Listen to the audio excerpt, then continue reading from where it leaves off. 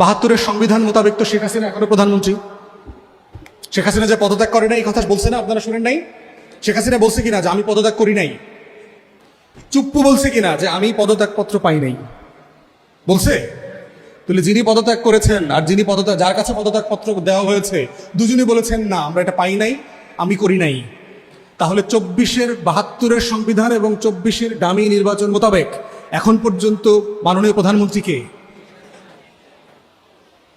তাহলে আপনারা কারা?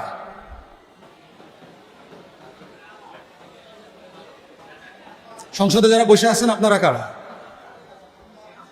তাহলে এট এ টাইম কি দুইটা প্রাইম মিনিস্টার, দুইটা পার্লামেন্ট থাকতে পারে একটা রাষ্ট্রে?